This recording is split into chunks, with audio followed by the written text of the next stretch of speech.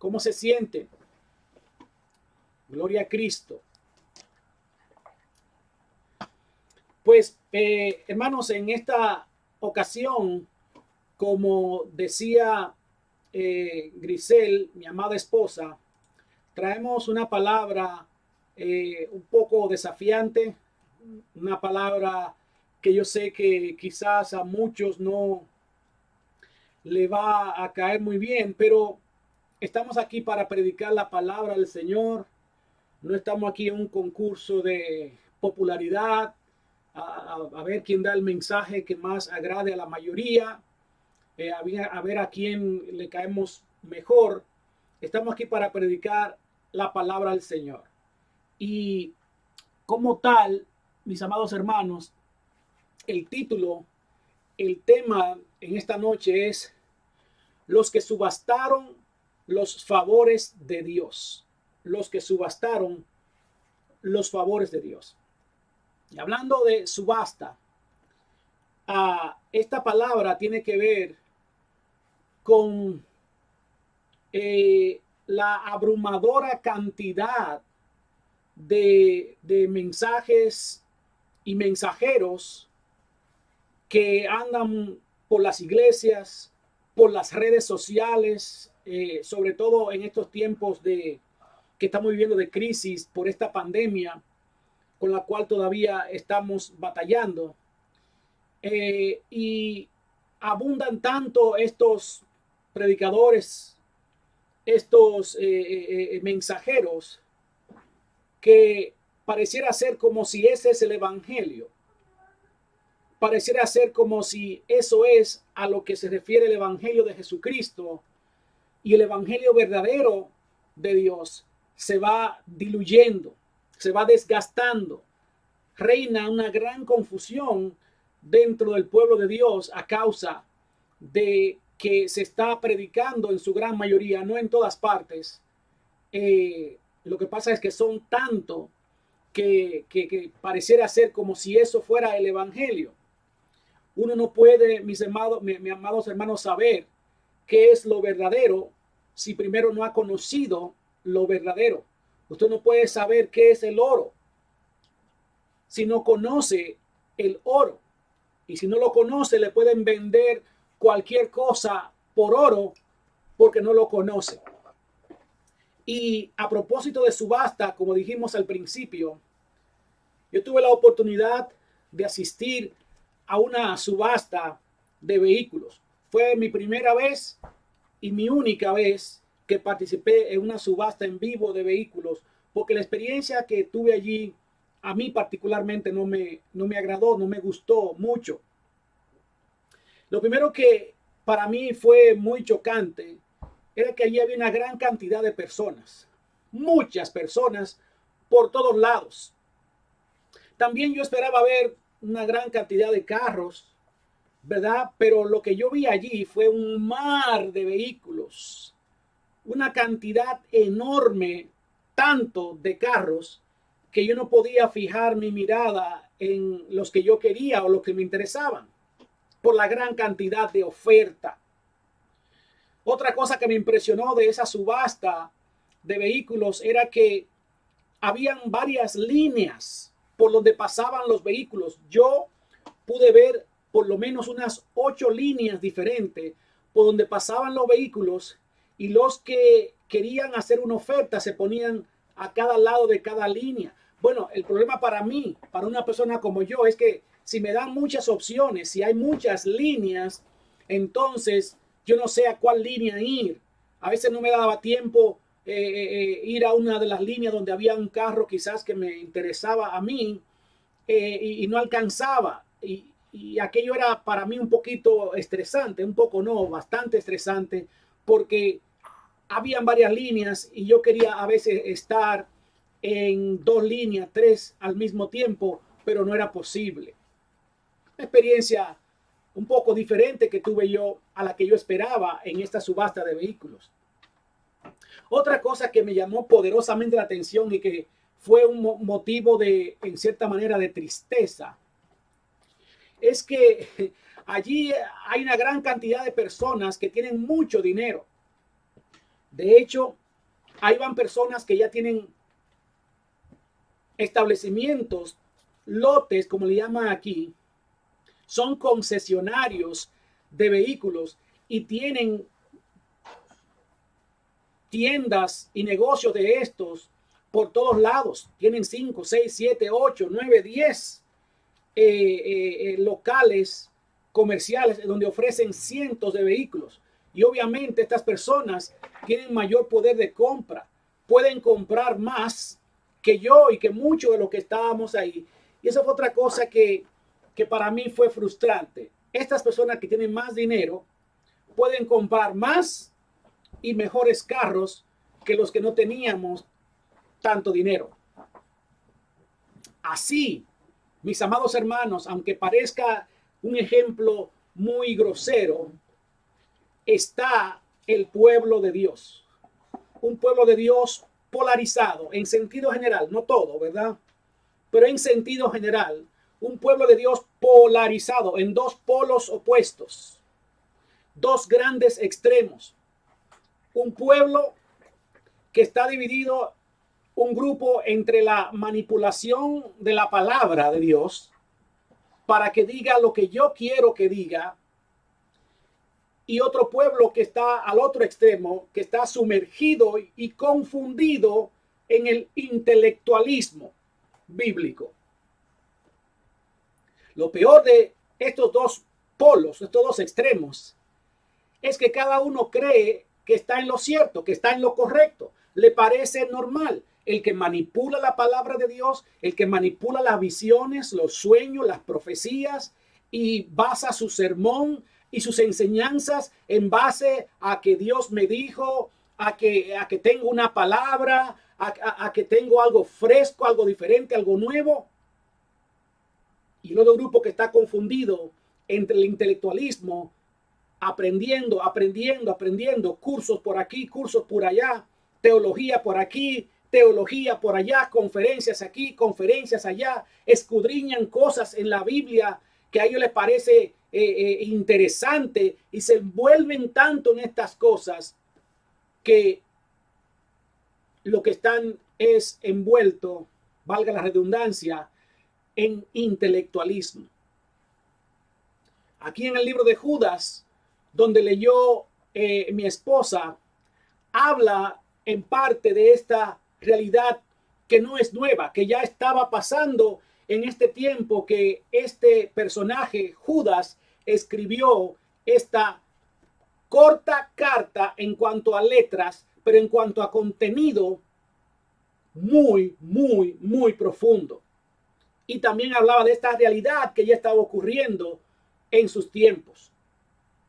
Judas escribe a los creyentes en general y él le está haciendo una advertencia a los hermanos acerca de un peligro que estaba carcomiendo, que estaba penetrando a la iglesia de Jesucristo y distorsionando el mensaje del evangelio verdadero de Cristo Jesús. Eso lo podemos comprobar en el versículo 1 cuando dice: Judas, siervo de Jesucristo y hermano de Jacobo, a los llamados, santificados en Dios Padre y guardados en Jesucristo. Misericordia y paz y amor os sean multiplicados. Amados, por la gran solicitud que tenía de escribiros acerca de nuestra común salvación, me ha sido necesario escribiros, exhortándoos que contendáis ardientemente por la fe que ha sido una vez dada a los santos. De manera que Judas, el escritor de este libro, le está escribiendo a los llamados, a los salvos, a los que han sido santificados, a los que han sido guardados en Jesucristo. Y le dice en el versículo 3 el propósito de esta carta o de esta epístola eclesiástica. Dice al final del versículo 3, en cuanto al propósito de esta carta, que le escribimos exhortándoos que contendáis ardientemente por la fe que ha sido una vez dada a los santos. El propósito de la carta, dice el escritor Judas, es para que contendamos por la fe, pero no dice que contendamos de cualquier manera, dice que contendamos ardientemente. La palabra contender quiere decir pelear, defender, luchar ardientemente, con pasión, con fuego, dice, por la fe que ha sido una vez dada a los santos. Es una exhortación en este primer punto, un llamado, mis amados hermanos, que el Señor te hace a ti y a mí, a que contendamos, a que peleemos, a que defendamos la fe que nos ha sido dada una sola vez y para siempre. Gloria a Jesús. No podemos tomar una actitud pasiva frente al desvío, frente a la manipulación, frente al intelectualismo bíblico. No podemos tomar una actitud pasiva porque se está atentando contra el evangelio que Jesucristo nos dejó, nos legó, y la palabra de Dios nos exhorta también a nosotros a que estemos listos para presentar defensa del evangelio. Entonces, mi primer punto aquí es el punto que Judas trae a todos los creyentes en todos los tiempos, y eso te incluye a ti y a mí. Y ese primer punto es que tú y yo estamos llamados a contender, a pelear, a defender este evangelio, y dice ardientemente. Gloria sea el nombre poderoso de Jesucristo. Y dentro de estos dos polos que hablamos, contra los cuales Judas nos viene aquí a dar detalles de esos dos polos opuestos con los cuales nosotros tenemos que contender, pero para contender ardientemente, para defender con fervor el evangelio de Jesucristo, tú y yo tenemos que hacer la diferencia entre el falso evangelio, la manipulación y el intelectualismo dentro de la iglesia. Y aquí el escritor nos presenta estas dos cosas que estaban introduciéndose en aquellas iglesias y que hoy en día lo vemos aún más magnificado. Y estos dos grupos lo vamos a dividir en A y B. El primer grupo, el grupo A, son los que menciona a partir del versículo 4. Y son los que convierten la gracia de Dios en libertinaje. Los que convierten la gracia de Dios en libertinaje. Dice el versículo 4 de Judas, gloria a Jesús, porque algunos hombres han entrado encubiertamente, los que desde antes habían sido destinados para esta condenación, hombres impíos.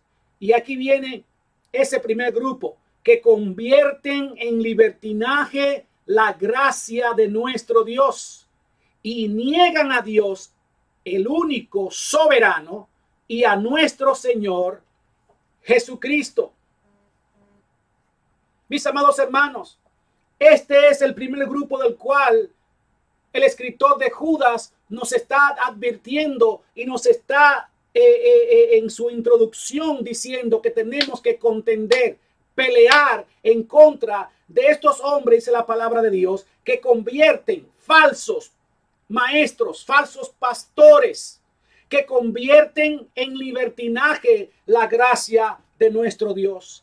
Este es aquel grupo que dice, salvo, siempre salvo. La gracia de Dios es tan grande, es tan inmensa, que Él me ama tal y como soy. No importa lo que yo haga o deje de hacer, su gracia sobreabunda. Estamos bajo la gracia, ya no bajo la ley. Yo he sido libre por Cristo. Y usan estas medias verdades para vivir vidas en disolución, en desorden. Usan como excusa la salvación por gracia, que si bien es cierto, la muerte de Cristo fue lo único suficiente para que tú y yo podamos tener entrada al cielo. Eso es cierto, pero tampoco no es una licencia para vivir desordenadamente en esta tierra y también enseñar a otros a que vivan desordenadamente.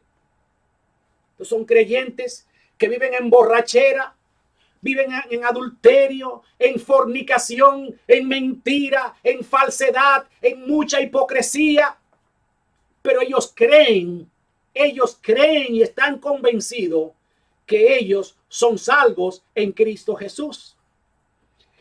El creyente que ha nacido de nuevo, el creyente que ha tenido un encuentro personal por Cristo, se caracteriza no por ser perfecto, sino por cada día buscar esa perfección en Cristo, andando en la santidad de Cristo. No en la santidad que yo me fabrico o una santidad basada en lo que yo me pongo, un vestido, en una prenda, en ayunar mucho o orar mucho. La santidad mía no le sirve de nada a Dios. La única santidad que me cubre de todo pecado es la sangre de Cristo, la santidad de Cristo, la cual yo debo procurar día con día. Yo debo aborrecer lo que Dios aborrece y yo debo amar lo que Dios ama. Ese es el creyente que agradece, que valora la gracia de Jesucristo. No para pecar, sino para cada día someterse a obediencia a la palabra de Dios.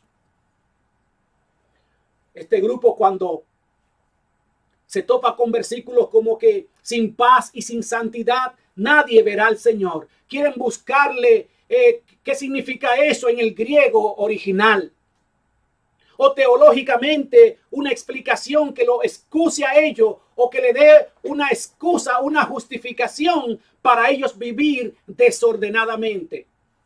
Pero un creyente no entra al cielo con su propia santidad, sino con la de Cristo. Pero un creyente agradecido de Cristo no abusa de la gracia, sino que procura cada día someterse a la palabra de Dios. Dice la palabra de Dios que el que dice que permanece en él debe andar como él anduvo. No estamos diciendo que sea perfecto. Lo que estamos diciendo es que es un creyente que no se goza en el pecado, no practica el pecado, no vive un estilo de vida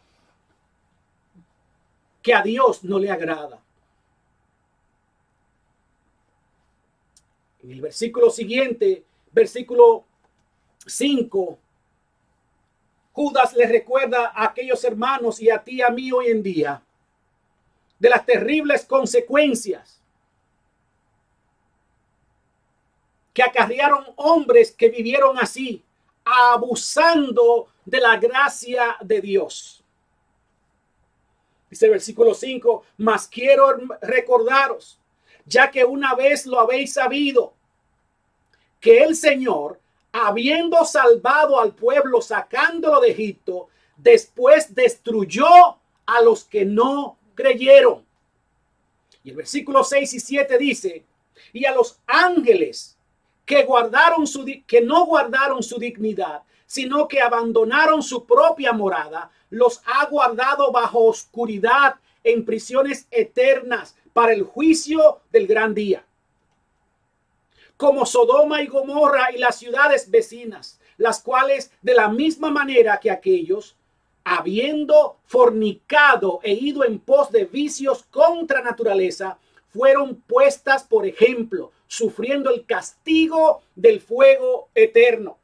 Oh, mis amados hermanos, y aquellos que están viviendo, protegiéndose bajo una falsa interpretación de la gracia, para abusar, para vivir desordenadamente. El escritor nos está dando aquí 3 ejemplos de juicio de Dios contra 3 tipos de personas y también lugares que se rebelaron en contra de aquel a quien ellos le llamaban su Dios. Primero menciona el versículo 5 al pueblo mismo de Dios que sacó de Egipto. A uno lo sacó, pero dice la palabra de Dios que a los que no creyeron lo destruyó. En otras palabras, los que no se sometieron, los que no obedecieron, fueron destruidos. En el versículo 6 pone como ejemplo a los mismos ángeles, mis amados hermanos. Esto es como para tener temor, como para detenerse, no tomar la gracia de Dios tan livianamente, tan libertinamente. Ángeles, los ángeles son seres, criaturas perfectas. Sin embargo, dice la palabra de Dios que muchos de ellos siguieron las contrataciones de Satanás, las ofertas de Satanás. Y Dios le dio a ellos la opción, la libertad de escoger también a los ángeles. Y estos ángeles no guardaron su dignidad, sino que abandonaron. Y si abandonaron era porque estaban en ese lugar en un momento y luego abandonaron ese lugar. Ni a los mismos ángeles, dice la palabra de Dios, Dios lo perdonó. Los ha guardado bajo oscuridad en prisiones eternas para el juicio del gran día. Mis amados hermanos, hay una falsa creencia allí de los salvos, siempre salvos, que dicen que si una persona se perdió es porque nunca fue salva. En primer lugar, ¿cómo sabes tú eso? Y en segundo lugar, estos ángeles que fueron ángeles que abandonaron su morada, nos abandonaron, dice la palabra, no guardaron su dignidad, no permanecieron en ese estado. Dios, dice la palabra de Dios, los ha guardado bajo oscuridad. Entonces, si estos ángeles fueron enjuiciados ya, condenados ya en prisiones, están allí amarrados, ¿quiere decir entonces que nunca fueron ángeles? Si no podemos perder eso tan grande, esta salvación tan grande que Dios nos ha dado, si no permanecemos en él. Y usted dice que si se perdió es porque nunca fueron salvos. Entonces, mis amados hermanos, tampoco Satanás ni sus ángeles nunca fueron ángeles. Aquí está hablando también en el versículo 7 de Sodoma y Gomorra y las ciudades vecinas, porque no solamente fue Sodoma y Gomorra. De la misma manera, dice que habiendo fornicado e ido en pos de vicios contra naturaleza, fueron puestas por ejemplo, sufriendo el castigo del fuego eterno. Personas que dicen conocer a Dios, pero quieren vivir una vida en fornicación, en prevaricación, en violación a las leyes de Dios. Repito, mis amados hermanos, no estoy hablando aquí de una debilidad que un creyente pueda tener o que caiga algún día. Lo que estamos hablando aquí es lo que dice la palabra de Dios, que los que practican tales cosas no heredarán el reino de Dios. Estamos hablando de vivir una vida en fornicación, en la mentira, en la falsedad, en el abuso, en la manipulación, en torcer la palabra de Dios. De eso es que estamos hablando. Es mejor que nos alineemos con lo que dice la palabra del Señor. El apóstol Pablo en el capítulo 7 del libro de Romanos, allí describe él después que él ha demostrado cómo judíos y gentiles, esos somos tú y yo, todos estamos bajo la maldición del pecado, todos hemos pecado. Y él comienza y se abre y se sincera con el pueblo. Y dice el apóstol Pablo sus luchas que él está teniendo en el día a día con el pecado. Porque él decía que lo que él hacía no lo entendía. Porque él hacía aquellas cosas que él no quería hacer. Porque había una ley en su cuerpo que se oponía para que él no hiciera el bien que él quería hacer, sino el mal que él no quería hacer. Esa es la lucha que cada creyente debe tener cada día. Si no hay lucha contra esta carne, contra esta naturaleza, hermano, ten cuidado, porque el creyente está en una constante batalla contra su propia naturaleza, contra sus propios deseos. Y en alguna de esas batallas es posible que caiga, pero el creyente se levanta, no permanece en el sucio, no permanece en el lodo, sino que se levanta, va y se pone de a cuenta con su Padre y sigue caminando hacia delante. Gloria sea el nombre poderoso de Cristo Jesús. Es una enseñanza muy sutil. Muy sutil. Hermano, hay cosas que no son pecados, pero tienen apariencia de pecado. En una ocasión, un pastor me invita a una reunión, a un lugar donde se toma café acá en este país. Un café muy caro, por cierto. Y desde que comenzamos la reunión, comenzamos a hablar. Este hermano saca un tabaco bien grueso, casi como de 1 pulgada, y comienza a fumar delante de mí, y el humo me llenaba los oídos, la boca, no me dejaba respirar, además de que yo tengo fuertes problemas con alergias. Pero lo que más me perturbaba no era tanto el humo, sino el ver a un siervo de Dios a plena luz del día con un tremendo cigarro fumando. Y usted me dirá, hermano, pero la Biblia no prohíbe eso. No es pecado fumar. Hermano, déjeme decirle, la Biblia no dice expresamente que eso es malo. Pero también la palabra de Dios dice dentro de esos mismos capítulos que hablan de la libertad que tenemos como creyente. Todo me es lícito, pero no todo conviene. Todo me es lícito, mas no todo edifica. Usted lo puede hacer todo, pero usted tiene que preguntarse primero, ¿en qué manera esto me va a edificar? ¿En qué manera esto me va a hacer mejor creyente? ¿En qué manera yo voy a crecer consumiendo esto que estoy consumiendo? Usted vaya a un bar, a un antro, a una discoteca, hágase esa pregunta. ¿Es pecado que usted vaya allí? No, no es pecado. La pregunta es, ¿a qué usted va? ¿Cuál es la intención de su corazón? ¿Qué es lo que hay allí que a usted lo va a fortalecer como creyente? ¿En qué manera usted va a ser edificado? ¿En qué manera su vida espiritual va a ser fortalecida? Esta es la pregunta que tenemos que hacernos frente a la libertad que Cristo nos ha dado bajo este evangelio glorioso de su gracia. Y si nos juzgásemos a nosotros mismos, mis amados hermanos, no seríamos condenados. A libertad nos llamó a Cristo, pero no a libertad para pecar, no a libertad para vivir una vida en desorden. Creyente que detrás de esta libertad y esta gracia tienen en sus neveras, en sus refrigeradores llenos de cerveza y vino más que agua. Se emborrachan y justifican su borrachera con que tomar no es pecado, que Cristo tomó vino. Siempre he dicho, mis amados hermanos, que cuando no queremos hacer algo, nos inventamos 1000 excusas.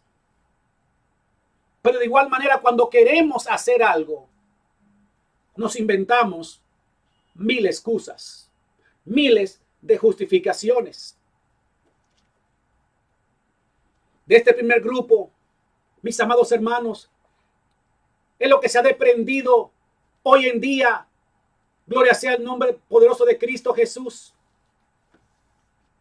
La secularización y profesionalización del púlpito. Son los teólogos modernos que confunden el intelectualismo, las letras, el mucho estudio con la revelación, el fluir del Espíritu Santo de Dios en medio de su pueblo. Se oponen a casi todo lo que es sobrenatural porque no lo pueden explicar. Lo que ellos no pueden explicar a través de un libro o a través de una aula de algún seminario, entonces lo bloquean porque es algo que no cabe en su mente finita. Minimizan el poder soberano de Dios para hacer lo que Él quiera, cuando Él quiera, como Él quiera. Están totalmente vacíos, sin vida, así, pero con mucho conocimiento. Este grupo de libertinos, mis amados hermanos, son los que han tomado el pastorado como una carrera muy lucrativa. Y es triste ver cómo las iglesias ponen los puestos de pastores como un puesto más en algún website, en alguna página de internet donde se ofrecen empleos. Y allí desfilan una gran cantidad de aspirantes, de prospectos con diferentes currículos, doctorados, PhD, licenciaturas. Y allí se escogen al que tiene mejor currículum, al que tiene más estudio, no necesariamente aquel que ha dado fruto de arrepentimiento o aquel que ha dado testimonio de amar la obra de Dios. Los mismos prospectos que buscan estos trabajos muy lucrativos, posiciones de pastores en iglesias donde las ofrendas y los diezmos son muy significativos y donde me ofrezcan mejores beneficios para mí y para mi familia y para mi futuro, es el trabajo que yo voy a escoger. No necesariamente donde Dios me esté enviando a mí. Estudian para comenzar una carrera en las cosas de Dios. Entendemos, mis amados hermanos, los peligros también de no conocer la palabra. Entendemos de los excesos que se cometen también y las desviaciones que se cometen también desde los púlpitos por hombres y mujeres de Dios que aunque tengan buenas intenciones, aunque amen la obra de Dios, no conocen la palabra y por lo tanto también con sinceridad y buena intención desvían al pueblo del Señor. Estamos conscientes de esta realidad, pero también esta es una realidad que es lo mismo, también se aplica para aquellos que estudian mucho. Porque lo que están ahora mismo envolviendo, lo que están ahora mismo manipulando gran parte del pueblo de Dios son personas estudiadas que salen de seminarios teológicos.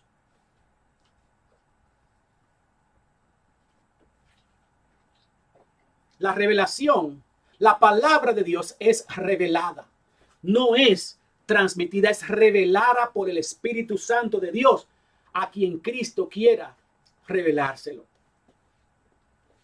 El otro grupo del cual hablábamos, mis amados hermanos, Judas, el escritor de este libro, nos advierte a partir del versículo 10. Y este grupo son los mercaderes del evangelio. Los mercaderes del evangelio. Dice el versículo 10. Pero estos blasfeman de cuantas cosas no conocen, y en las que por naturaleza conocen, se corrompen como animales irracionales. Ay de ellos, porque han seguido el camino de Caín y se lanzaron por lucro en el error de Balaam y perecieron en la contradicción de Coré. Estos son manchas en vuestros ágapes, que comiendo impúdicamente con vosotros se apacientan a sí mismos, nubes sin agua, llevadas de acá para allá por los vientos, árboles otoñales sin fruto, 2 veces muertos y desarraigados. Ay, ay, ay. Oh, esto está fuerte, mis amados hermanos. Fieras, ondas del mar, espuman su propia vergüenza, estrellas errantes para las cuales está reservada eternamente la oscuridad de las tinieblas. Dios me libre, Dios me guarde, hermano, de estar en esta lista que a continuación Judas está dando a la iglesia de aquel entonces y a la iglesia de hoy.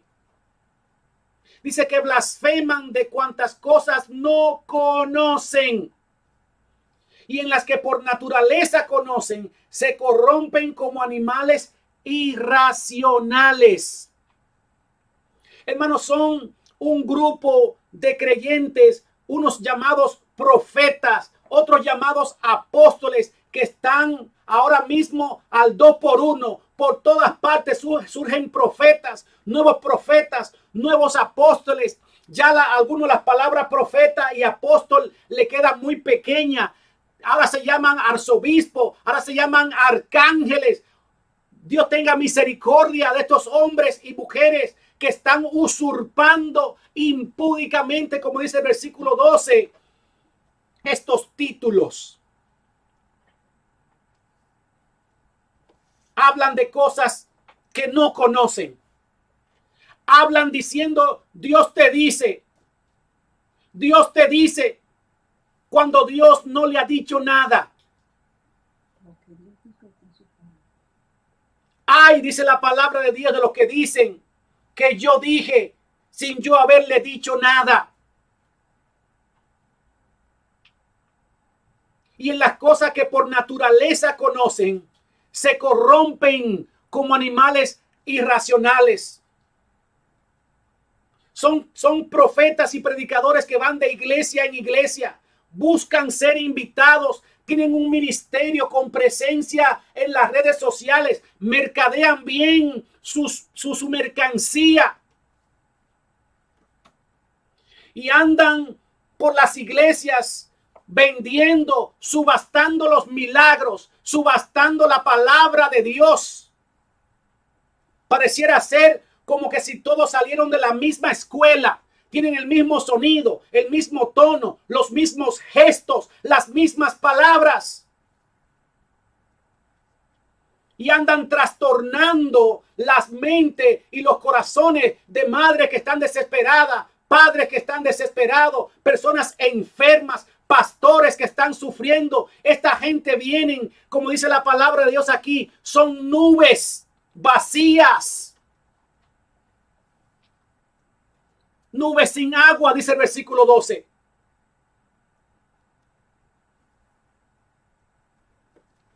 Dice, ay de ellos. Versículo 11.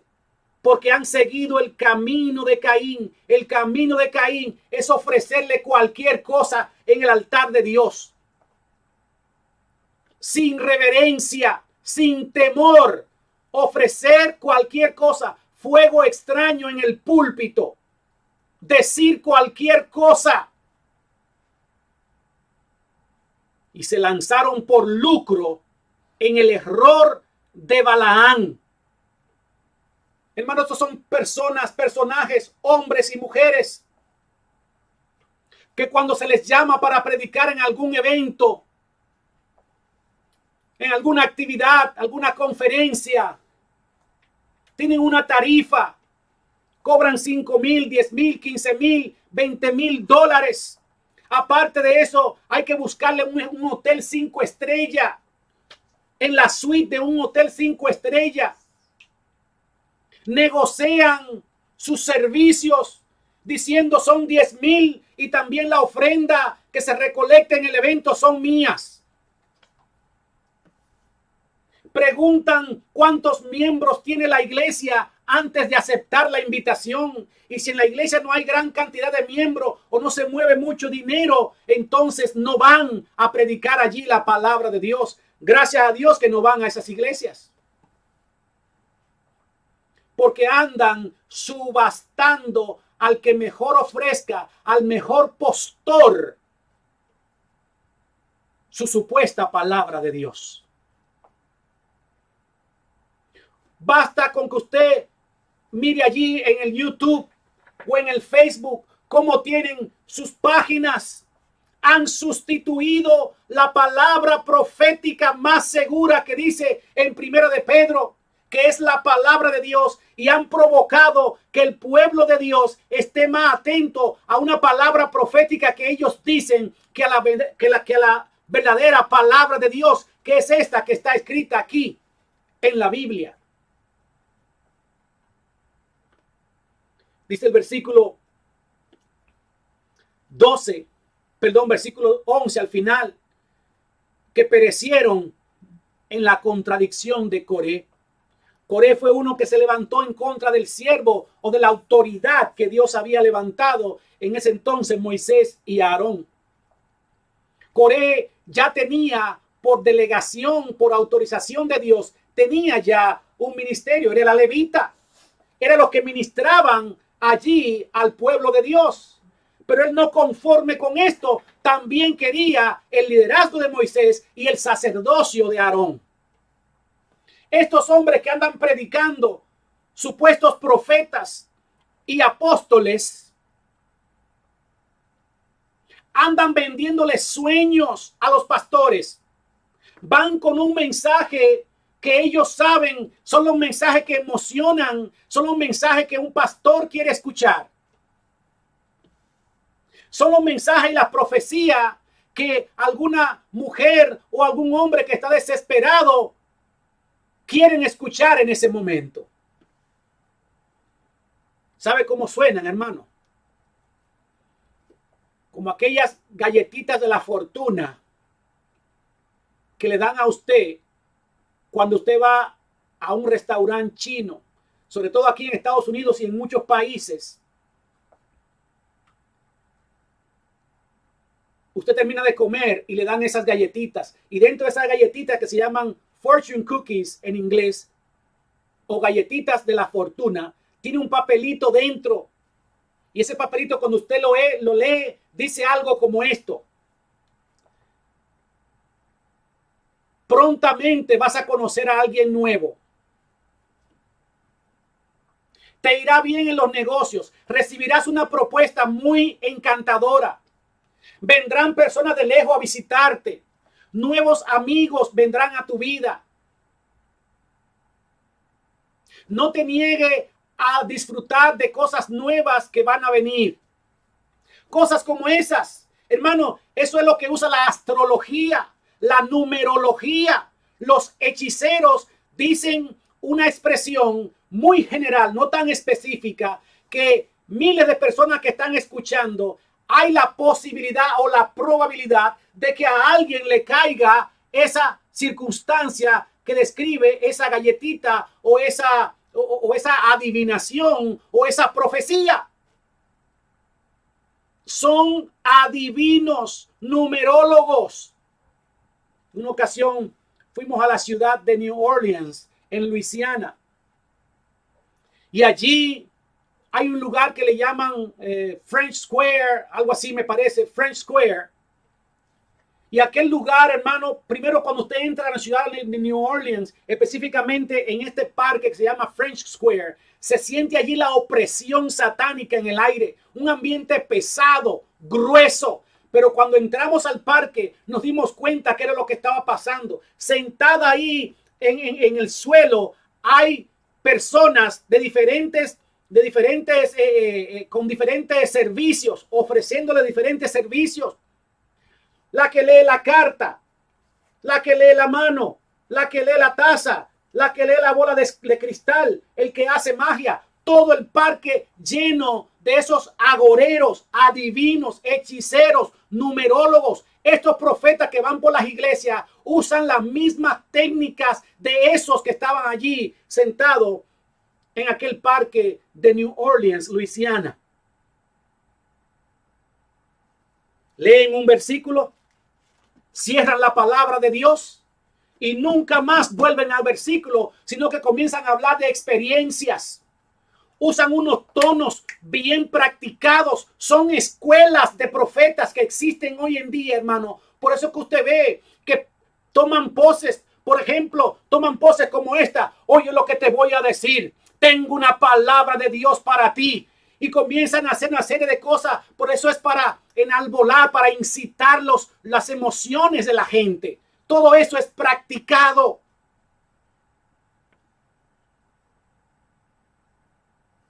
Tengo una palabra fresca de Dios para tu vida.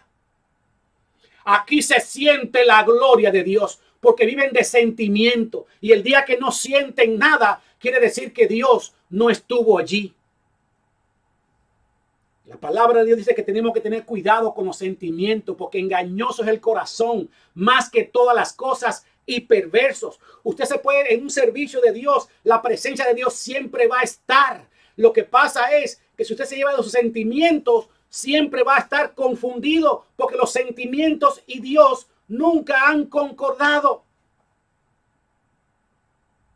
La palabra de Dios dice que el que se acerca a Dios es necesario que crea, no que sienta, que crea que le hay, que Él es, que Él existe, que Él está, porque Él ya lo prometió, que donde hay 2 o 3 reunidos en su nombre, allí está Él.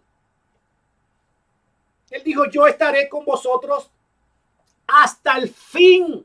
No necesito un profeta venir a decirme a mi iglesia, yo siento aquí la presencia de Dios. Ay, ay, ay, ay, ay, ay, ay, ay, ay, ay. Yo siento aquí la presencia de Dios. Y cambian la voz. ¡Ah! Y la suben la voz.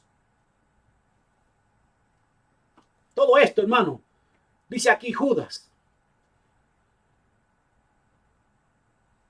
que se lanzaron por lucro, por ganar dinero, en el error de Balaán, que fue a decir una profecía porque le pagaron. Profecías pagadas, subastadas.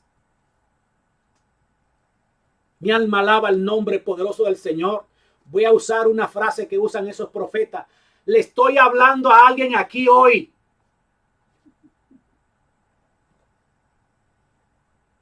¿Quién está agarrando esta palabra? Esa es otra frase que dicen. ¿Sabe qué dice el escritor o Dios a través del escritor Judas aquí en el versículo 12? Estos son manchas en vuestros ágapes. ¿Usted sabe qué significa la palabra ágape? Significa fraternidad, amor. Pero en este contexto lo que significa es eventos, fiestas, celebraciones, conferencias de confraternidad, de amor. Cuando estos hombres llegan y mujeres llegan a estos eventos, a estas iglesias, el Señor está diciendo aquí a través de Judas, son manchas en vuestros ágapes, le están manchando, contaminando su iglesia, sus eventos, sus ministerios, sus conferencias de jóvenes, de damas, de caballeros. Son manchas que usted está invitando a su iglesia, que están manchando su ministerio. Aunque tristemente hay pastores que les gusta invitar de tipo de profetas y apóstoles, porque saben que a la gente le gusta esta cosa. No leen la palabra de Dios, pero sí se llena el culto cuando se anuncia que viene un profeta. Y hay mucha gente cometiendo errores o siguiendo en el error por una palabra profética que alguien le dijo. Y hay niveles de profeta. Hay niveles de unción. La palabra de Dios dice que Dios no da su espíritu por medida. La unción no es una cuestión que tiene niveles. La unción no es una cosa. La unción es una persona. Y esa persona se llama Jesucristo. Y si tú tienes a Cristo, tú tienes la unción de Dios. Ahora, si tú me hablas de emoción, sí, hay niveles de emoción. Pero de unción hay uno solo. Cristo en cada uno de nosotros. Eso dijo Juan en Primera de Juan. Ustedes tienen la unción del Santo y no tienen necesidad de que nadie os enseñe nada, porque esa unción misma nos enseña que es Cristo en nosotros, es Espíritu Santo en nosotros. Sigue diciendo para concluir el versículo 12. Que comiendo impúdicamente con vosotros, se apacientan a sí mismos. Lo que andan buscando no es apacentar las ovejas de tu iglesia, pastor que me escuchas. Están buscando ordeñar las ovejas de tu iglesia. Te dejan la iglesia alborotada con cuestiones y profecías inventadas, practicadas. Y en vez de apacentar, lo que hacen es ordeñar las ovejas. Se van y te dejan a ti con el problema. Y a la próxima iglesia. Y al próximo evento. Pero ellos mismos, dice la palabra de Dios, versículo 12, son nubes sin agua llevadas de acá para allá por los vientos, de acá para allá por los vientos, a donde vaya la ola que ellos le llaman la ola del Espíritu Santo o el mover del Espíritu Santo, van de acá para allá. Árboles otoñales, sin hojas, en pocas palabras, sin fruto, 2 veces muertos y desarraigados. Hablan de una unción, de una vida que ellos no tienen. Cuando se apagan las luces, cuando se apagan las cámaras, cuando se cierra la iglesia, cuando se termina el culto y se van a su hotel a dormir de 5 estrellas, son los mismos miserables que siempre han sido, sin Dios, sin luz, sin vida, muerto y desarraigado. No tienen raíces. Viven de emociones. No hay fundamento. Fieras, dice el versículo 13. Fieras ondas del mar que espuman su propia vergüenza. Estrellas errantes, ay Señor amado, para las cuales está reservada eternamente la oscuridad de las tinieblas. De estos también profetizó Enoc, séptimo desde Adán, diciendo: he aquí vino el Señor con sus santas decenas de millares, para hacer juicio contra todos y dejar convictos a todos los impíos de todas sus obras impías que han hecho impíamente, y de todas las cosas duras que los pecadores impíos han hablado contra él. Estos son murmuradores, querellosos, que andan según sus propios deseos, cuya boca habla cosas infladas, adulando a las personas para sacar provecho. Yo creo que hemos dicho suficiente. Me llama mucho la atención, mis amados hermanos, el versículo 15. ¿Cuántas veces repite este versículo la palabra impío? Profetas y apóstoles que andan manipulando la palabra de Dios, inventándose profecías. La palabra de Dios le llama impíos. Impío significa que tienen impiedad, no tienen piedad. Y esa piedad se llama el evangelio de Jesucristo. No tienen el evangelio de Cristo. Tienen un evangelio, una predicación aprendida. Su temor de Jehová, como dice la palabra de Dios, son mandamientos y cosas enseñadas por hombres de generación en generación. ¿Cuántas veces repite la palabra impíos en el versículo 15 de Judas? Dice, para hacer juicio contra todos y dejar convictos a todos los impíos. 1. De todas sus obras impías. 2. Que han hecho impíamente. 3. Y de todas las cosas duras que los pecadores impíos. 4. Han hablado contra él. Son impíos. No tienen piedad. Van a saquear, a vender al mejor postor, al que pague más, al que dé más, hasta los milagros. Llaman al frente y clasifican las ofrendas por la cantidad de dinero que cada quien va a dar. A ver que pasen los que van a dar 1,000, los de 500, los de 100 y la chusma de $1 a un lado. Dice la palabra, son impíos. Hacen impíamente. Usan palabras infladas. Buscan sus propios deseos. Adulan con profecías falsas a las personas para sacar provecho. Finalmente dice la palabra de Dios en 2 de Pedro 1:19.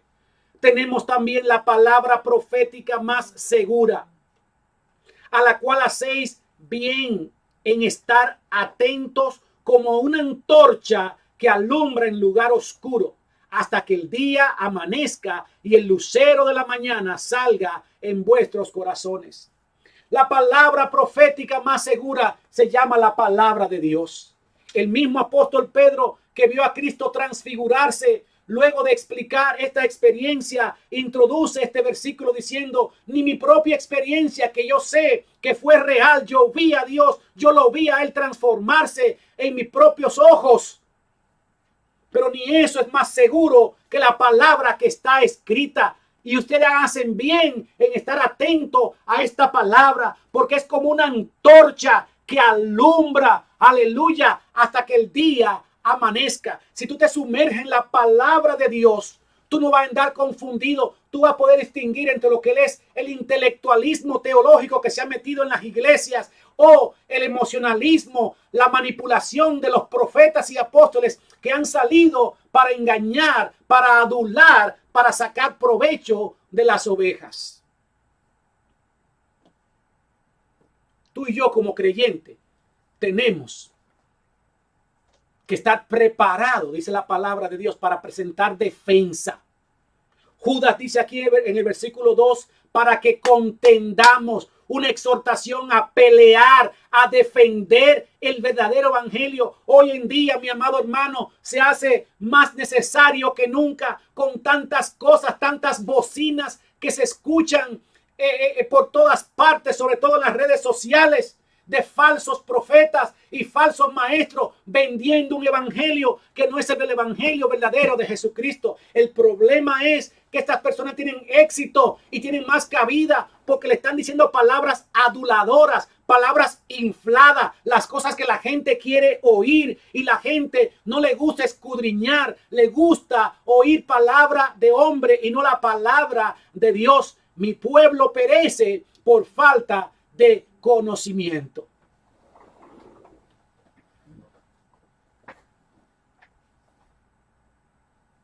Salón de la fama de todos estos aduladores falsos que buscan beneficio personal. Vimos ahí a Caín. ¿Sabe quién más también? Hasta el ayudante de Eliseo. No recuerdo su nombre. Ayudante de Eliseo. Eliseo rechazó la ofrenda de Naamán y este ayudante se fue por detrás a buscar la ofrenda. Balaam, profeta de Dios, pero le pagaron para que él dijera una profecía en contra del pueblo de Dios. Hasta ese punto puede llegar uno de estos falsos a proferir profecías por ganancias en contra aún del pueblo de Dios. ¿Sabe quién está dentro del salón de la fama de esos mercaderes que negocian el evangelio de Jesucristo? Los mercaderes que estaban fuera del templo. Cristo llegó y volcó todas sus mesas, todos sus negocios que tenían ahí mismo en la puerta de la iglesia. Los soldados que echaron suerte sobre la ropa de Jesús. Echaron suerte sobre la ropa de Jesús. Simón el mago, que quiso comprar con dinero el don de Dios. Y por último, no el menos importante, como para cerrar con sello de oro esta lista interminable de personas, de creyentes que negociaron con el evangelio de Cristo, pero su final fue muy triste. Judas vendió a Cristo por 30 monedas de plata. Óyeme bien, tú que estás mirando, profeta, autoproclamado apóstol, y muchos pastores que están, en vez de apacentando las ovejas, la están trasquilando, la están ordeñando y le están desviando hacia las palabras que tú dices que vienen de Dios y no hacia la palabra de Dios. Tú tienes tiempo de arrepentirte, porque aquí hay una advertencia. Dios castigó al pueblo que salió de Egipto, que no creyó. Dios castigó a Sodoma y a Gomorra y a sus ciudades vecinas, aquellos que vivían en fornicación, en vicios, los castigó con destrucción. Dios castigó aún a los ángeles que no guardaron su dignidad, su morada. Los entregó y los encadenó en prisiones de oscuridad, dice la palabra de Dios. Cuánto más tú y yo, que somos mortales. Tienes tiempo para arrepentirte de tu mentira, la vida de engaño. Cuando vas a esa habitación de hotel o al lugar donde te estás quedando después de predicar, sabes que estás vacío, que no tienes vida, vives un doble estándar, doble vida. Nubes sin agua, árbol otoñal, no hay fruto. Tú sabes que lo tuyo es mecánico, es aprendido, pero déjame decirte, quiero terminar con esta palabra. Tú tienes tiempo de devolverte hacia el camino recto, que es el camino del Señor, aquí en la palabra de Dios. Esta palabra no es para nada con el objetivo de denigrar ni destruir a nadie. Es una palabra de advertencia. Primero, nosotros los creyentes, que no nos quedemos de brazos cruzados cuando vemos la falsa enseñanza, el falso evangelio. Y un llamado de advertencia a aquellos que están enseñando un falso evangelio, que están vendiendo, subastando los favores de Dios por beneficios personales, a que se arrepientan, que aún hay tiempo para que se arrepientan. Y Cristo será amplio, como dice la palabra de Dios, en perdonar. Deje el impío su camino y el hombre inicuo su iniquidad, y vuélvase a Dios, el cual tendrá de él misericordia. Gloria sea el Cordero de Dios. Mis amados hermanos, Dios le bendiga, Dios le guarde. Yo espero que esta palabra haya sido de gran bendición para cada uno de ustedes. Quiero orar por aquellos que quieren tornar su vida a Cristo. Aquellos que están cansados de vivir la mentira, la falsedad, la manipulación. Yo quiero orar contigo. Padre, en esta hora te doy gracias por tu palabra. Gracias, Señor, oh Dios, por usar a alguien como yo, con un evangelio, con una palabra tan santa y tan poderosa. Gracias, Señor, por hallarme, por tenerme por digno de llevar tu evangelio. Yo oro en esta hora, Padre, por aquellos siervos y siervas tuyas que están mirando este mensaje, que están cansados, Señor, de vivir esa falsedad, cansado de vivir esa vida mecánica, cosas aprendidas, cansado de la manipulación, cansado de vivir una vida sin fruto, sin vida, sin sentido, Señor amado, pero que ahora reconocen su pecado. Yo te pido, Señor, que allí donde están, tú los alcances con tu poder, tú los abraces con tu misericordia y tú los perdones, Señor amado. Oh Padre, corrige lo que está torcido en tu pueblo, Dios. Ten misericordia de cada uno de nosotros. No nos permita, no nos deje desviarnos, Señor, sino tener nuestros ojos puestos en ti, que eres el autor y consumador de la fe. Padre, yo oro por fortaleza para tu pueblo. Abre los ojos de tu pueblo, Señor. Que podamos distinguir lo profano, lo vil de lo santo, Señor, oh Dios. Y eso santo eres tú.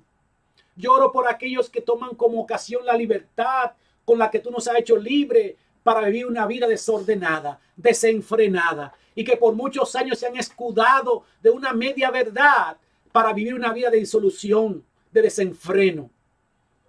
Padre, ten misericordia de aquellos que están cansados y se vuelven a ti en esta hora. Yo oro para que una presencia poderosa, fresca, tuya, Señor, los impacte y tú les salga en el camino, Dios, y restaure sus vidas. Gracias, Señor. Yo oro por hermanos que están enfermos en esta hora también. En el nombre de Jesús, Señor, yo envío la palabra que sana toda enfermedad. Aquellos que están pasando por tribulación, por angustia, aquellos que están enfermos, Padre amado, de este COVID-19, Señor, del coronavirus. En el nombre de Jesús, levanta, conforta. Mira, aquel que está en el hospital, Señor amado, debatiéndose entre la vida y la muerte. Ahora sopla en sus pulmones.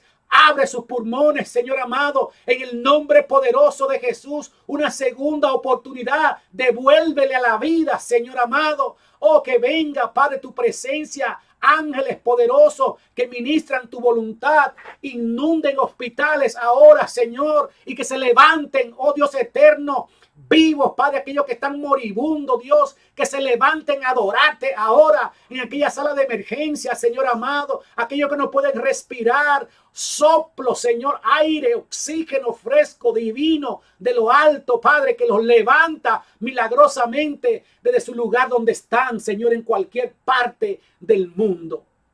Oh, gracias, Señor, porque yo sé que tú hiciste algo grande y poderoso, tornando muchas vidas a ti y sanando y salvando a muchos, Padre Celestial, en este momento. En el nombre que es sobre todo nombre, en el nombre de Jesucristo. Amén y amén.